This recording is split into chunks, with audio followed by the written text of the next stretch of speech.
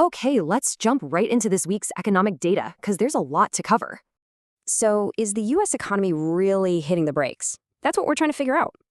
The latest reports are pretty complex, giving us a bunch of new clues. Let's investigate.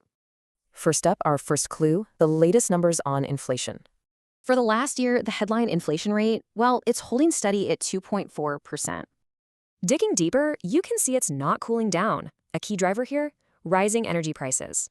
The main takeaway, inflation is just sticky. It's proving to be a really stubborn problem.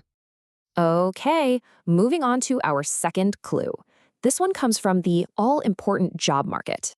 And wow, the February jobs report really missed the mark, and by a lot. This really suggests that the once red-hot job market is, finally starting to cool. But how are regular folks feeling about all this? That brings us to our third clue.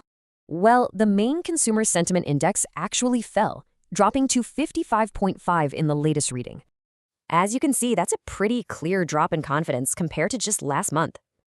So what's behind this? Mostly worries about things like rising gas prices and personal finances. And this is a big deal, because when confidence drops, spending usually follows. For our final clue in this economic mystery, we turn to the housing market.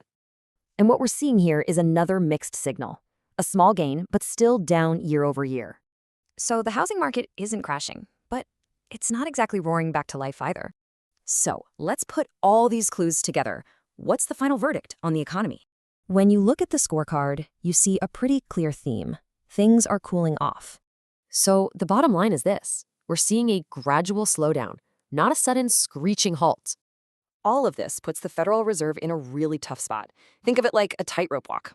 They've got to fight that sticky inflation, but without tipping the slowing economy into recession. Which leaves us with the million-dollar question. What will the Fed's next move be?